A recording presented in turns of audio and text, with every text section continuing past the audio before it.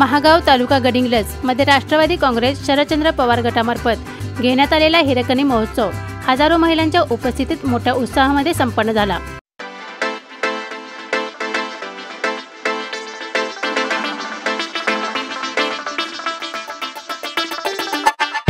हिरकणी महोत्सवाच्या निमित्ताने आज चंदगड विधानसभा मतदारसंघातून इच्छुक असलेल्या नंदाताई बाबुळकर यांनी जोरदार शक्ती प्रदर्शन केले। शक्ती प्रदर्शनाची चर्चा आज दिवसभर मतदारसंघात होत होती। तर नंदाताईंच्या या कार्यक्रमास राष्ट्रवादी काँग्रेस पक्षाचे प्रदेशाध्यक्ष जयंत पाटील, माजी आमदार संध्यादेवी कुपेकर, जिल्हाध्यक्ष व्ही पाटील यांच्यासह सिने अभिनेत्री तेजश्री प्रधान, शिवानी रांगोळे व ऋषिकेश शेलार हे कलाकार उपस्थित होते।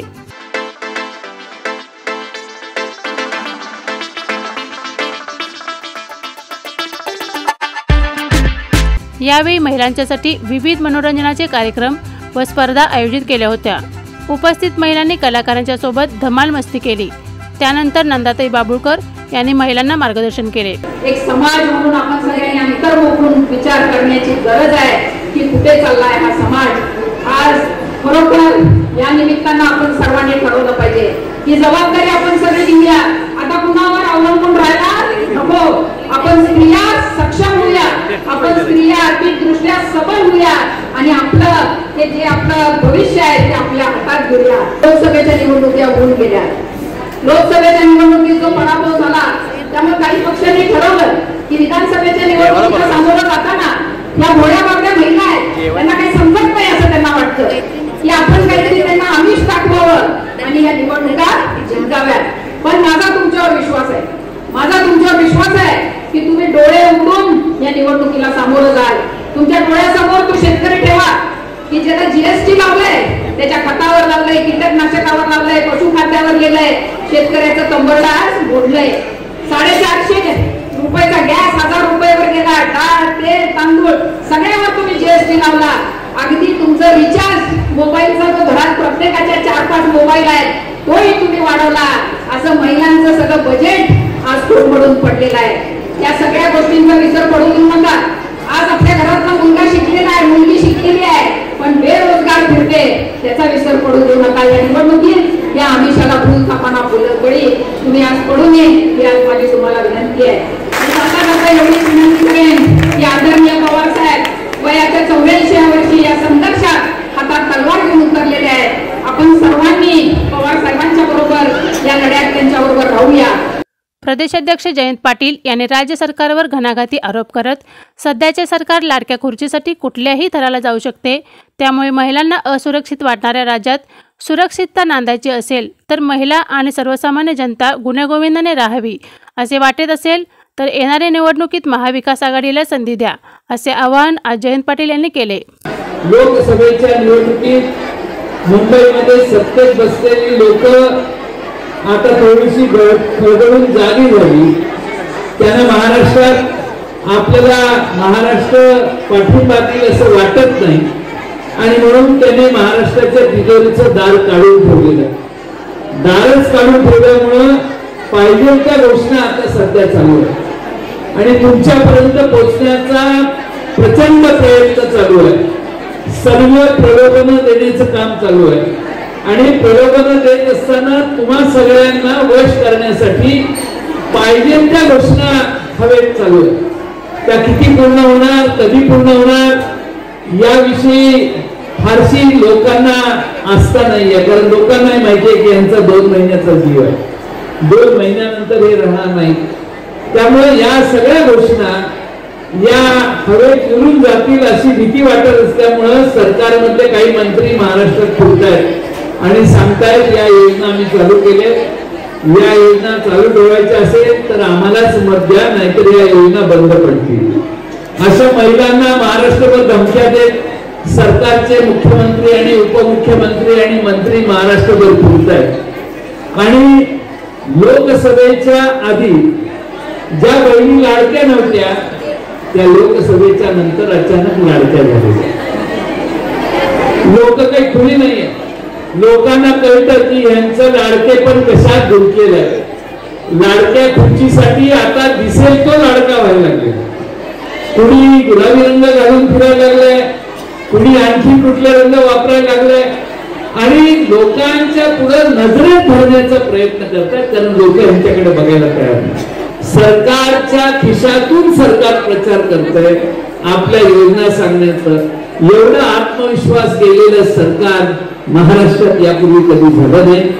महिला सुरक्षित राहिल्या पाहिजे, आमच्या महिलांना शिक्षण दिलं पाहिजे, आणि म्हणून शाहू फुले आंबेडकरांचं नाव मी यासाठी घेतो की महात्मा ज्योतिराव फुलेंनी 150 वर्षापूर्वी 100 वर्षापूर्वी, आज ठीक आहे पण त्यावेळी महिला घराच्या बाहेर निघत नव्हत्या, त्यावेळी त्या महिलांना शाळेत आणण्याचं काम त्यांनी केलं. आज गडिंग्लज, आजरा, चंदगड तालुक्यातल्या आमच्या सगळ्या भगिनी इथं आणि बाहेर तेवढ्याच बसलेल्या आहेत.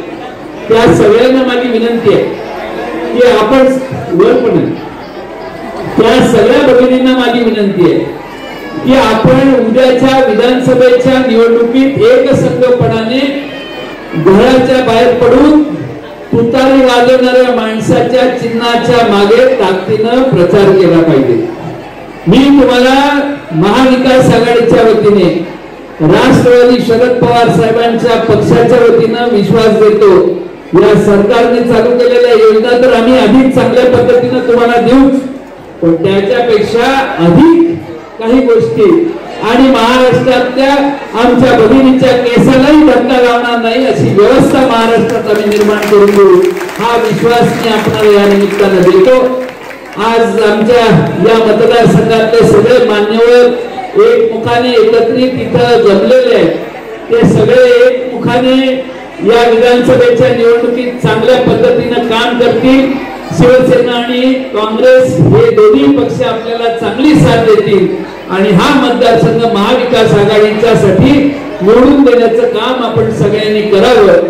स्वर्गीय बाबासाहेब कुपेकर यांनी, बाबांनी जो विश्वास तुमच्यात निर्माण केला, जे या परिसरातल्या विकासाची अनेक कामं त्यांनी आपल्यासाठी या ठिकाणी निर्माण करण्याचं, पूर्ण करण्याचं काम केलं, त्या स्वर्गीय बाबासाहेब कुपेकरांची माणसं, त्यांची संघटना, यासाठी आपण सगळ्यांनी माननीय पवार साहेबांना साथ दिली पाहिजे.